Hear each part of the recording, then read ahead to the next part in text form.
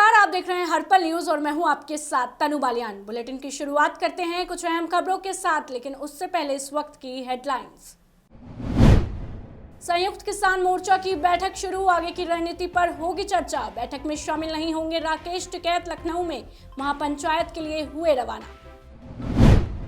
आज लखनऊ में रहेंगे प्रधानमंत्री नरेंद्र मोदी। 56वें डीजीपी कॉन्फ्रेंस एएस में लेंगे हिस्सा। ऑल इंडिया डीजीपी कॉन्फ्रेंस का आज आखिरी दिन। राजस्थान में कैबिनेट का पुनर्गठन, नई कैबिनेट की शपथ से पहले बोले सचिन पायलट, आलाकमान ने कमियों को दूर किया।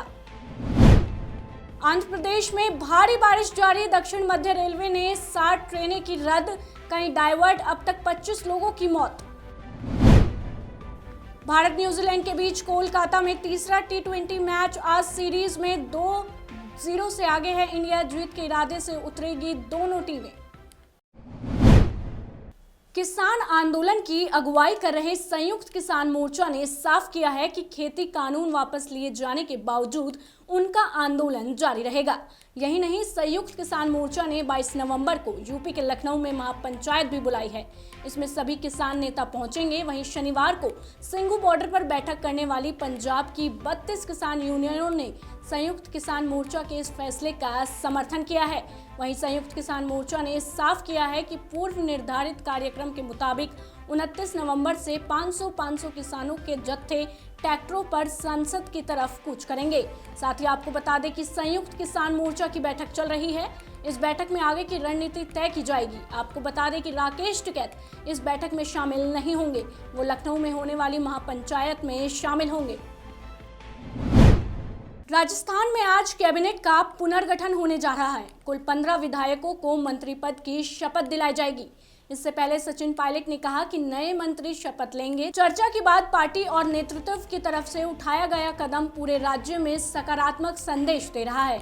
हमने इस मुद्दे को बार बार उठाया था। मुझे खुशी है कि पार्टी, आलाकमान और राज्य सरकार ने इसका संज्ञान लिया। उन्होंने कहा कि नए कैबिनेट में 4 दलित मंत्री शामिल। ये एक संदेश है कि कांग्रेस राज्य सरकार और पार्टी दलितों, पिछड़े और गरीबों के लिए प्रतिनिधित्व चाहती है। लंबे समय से हमारी सरकार में दलित प्रतिनिधित्व नहीं था, अब इसकी भरपाई हो गई है और उन्हें अच्छी संख्या में शामिल किया गया है। साथ ही पायलट ने कहा कि इसमें आदिवासियों का प्रतिनिधित्व भी शामिल है। मुझे लगता है कि एक आवश्यक कदम है जिसे कांग्रेस और राज्य सरकार ने आगे बढ़ाया है। कांग्रेस सोनिया गांधी, राहुल गांधी और प्रियंका गांधी के नेतृत्व में काम कर रही है। उत्तर प्रदेश की राजधानी लखनऊ में चल रही 3 दिवसीय 56वीं ऑल इंडिया डीजीपी कॉन्फ्रेंस का पीएम मोदी समापन करेंगे। आज 56वीं ऑल इंडिया डीजीपी कॉन्फ्रेंस का तीसरा और आखिरी दिन है। वहीं प्रधानमंत्री मोदी और गृह मंत्री अमित शाह इस दौरान मौजूद रहेंगे। वहीं कॉन्फ्रेंस शाम 4 बजे खत्म होगी। इसमें पीएम मोदी देश के शीर्ष पुलिस अफसरों को आज संबोधित करेंगे। इसके बाद शाम 4:30 बजे नई दिल्ली रवाना होंगे। ये कॉन्फ्रेंस यूपी पुलिस मुख्यालय सिग्नेचर बिल्डिंग में चल रही है। साथ ही आपको बता दें कि इससे पहले शनिवार को प्रधानमंत्री इस सम्मेलन में शामिल हुए और उन्होंने पुलिस अफसरों के साथ करीब 10 घंटे बिताए। स्वदेशी युद्धपोत INS विशाखापट्टनम रविवार को भारतीय नौसेना में शामिल हो गया। मुंबई डाइकार्ड में आयोजित समारोह में रक्षा मंत्री राजनाथ सिंह ने युद्धपोत को भारतीय नौसेना को सौंपा। INS विशाखापट्टनम मिसाइलों और पनडुब्बी रोधिरोधकों ने लैस है। बता दें, INS विशाखापट्टनम सतह से हवा में मार करने वाली मिसाइलों और घातक हथियारों और सेंसर से लैस है। INS विशाखापट्टनम का निर्माण स्वदेशी स्टील DMR 239 का उपयोग करने के लिए किया गया है। इसकी कुल लंबाई 143 मीटर है और ये भारत में निर्मित सबसे बड़े विध्वंस में से एक है। शुक्रवार को पीएम नरेंद्र मोदी ने 3 कृषि कानूनों की वापसी का ऐलान किया था। वहीं अब इसको लेकर बुधवार को होने वाली केंद्रीय मंत्रिमंडल की बैठक में कृषि कानून को वापस लेने वाले प्रस्ताव को मंजूरी दी जाएगी। आपको बता दें कि कानून वापसी का ऐलान करते हुए पीएम मोदी ने कहा था कि हम किसानों को समझा नहीं सके, इसलिए इन कानूनों को वापस ले रहे हैं। साथ ही आपको बता दें कि केंद्र की ओर से लाए गए कृषि कानूनों को लेकर लंबे समय से किसान सड़क पर आंदोलन कर रहे हैं। ऐसे में सरकार के इस फैसले से उन्हें आखिरकार राहत मिली है। हालांकि किसान नेताओं का कहना है कि सरकार के साथ अभी भी कई मुद्दों पर बात बाकी है, जिसके बाद ही वो लोग ये आंदोलन खत्म करेंगे। पीएम नरेंद्र मोदी के तीनों कृषि कानूनों की वापसी के ऐलान के बाद अब सीएए और एनआरसी की वापसी की मांग उठने लगी है। सोशल मीडिया में कुछ लोग पूछ रहे हैं कि क्या अगली बारी सीएए और एनआरसी को रद्द करने की है।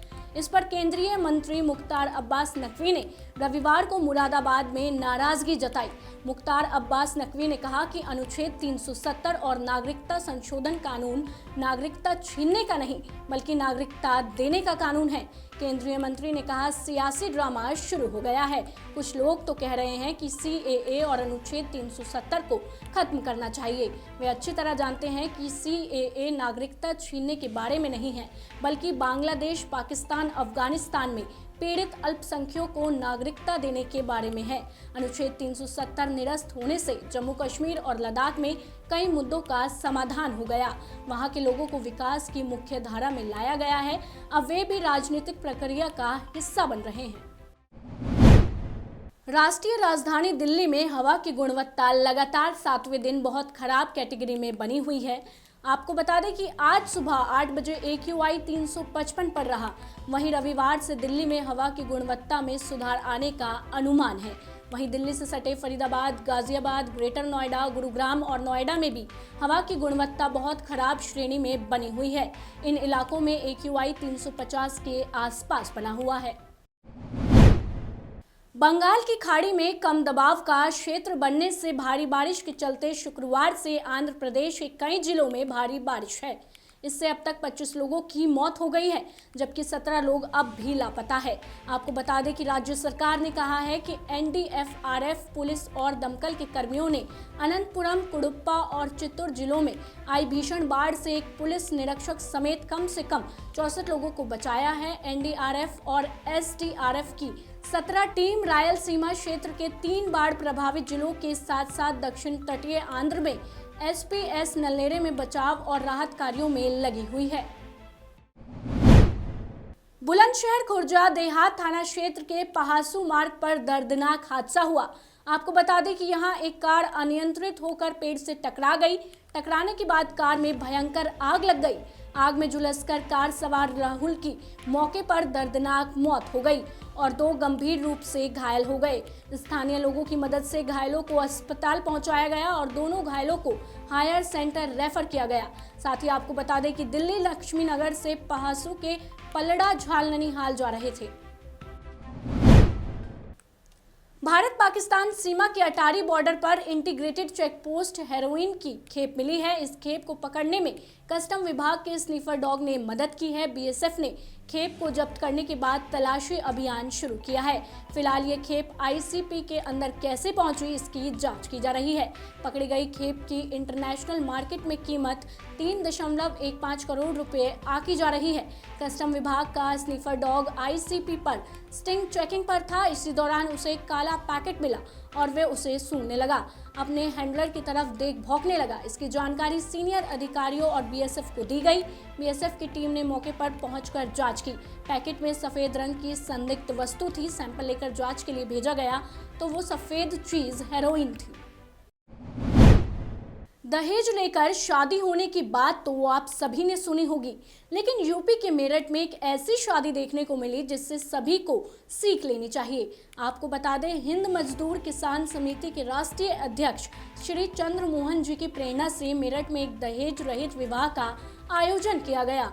कंकरखेड़ा मेरठ निवासी नरेंद्र सिंह के पुत्र विशाल सिंह ने दहेज सहित विवाह कर समाज में एक ऐसा संदेश दिया जिसकी सभी ने काफी प्रशंसा की है। इस दहेज रहित विवाह को लेकर अतिथियों में उत्सुकता बनी रही। जहां एक तरफ इस दहेज रहित विवाह की चर्चा थी, वहीं विवाह समारोह में सर्वप्रथम देश पर जान निछावर करने वाले महान क्रांतिकारियों को सम्मान देने की भी सभी ने खूब सराहना की है और महान क्रांतिकारियों की आरती में सभी ने बढ़ चढ़कर हिस्सा लिया।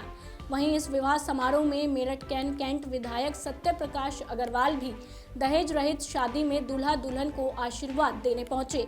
विवाह समारोह में मुख्य रूप से हिंद मजदूर किसान समिति के जिला अध्यक्ष महेंद्र सिंह, प्यारेलाल, एडवोकेट जयपाल सिंह, राहुल, अजय, विकास, नीरज सिंह उपस्थित रहे।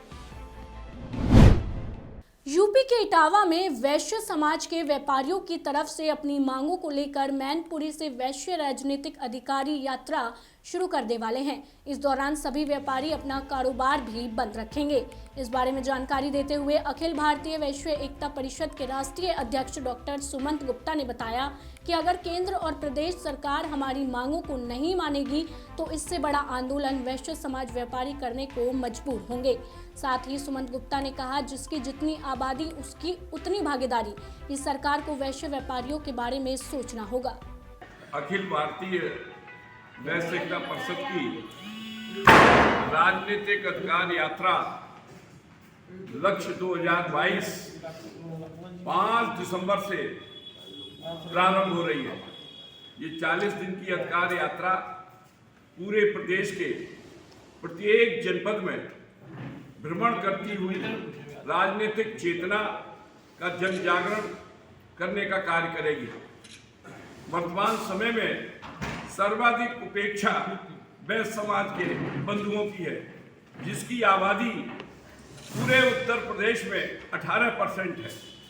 ऐसा कोई जनपद या ऐसी कोई विधानसभा नहीं है जिसमें 30,000 से लेकर 40,000 तक वैश्य मतदाता न विद्यमान हो।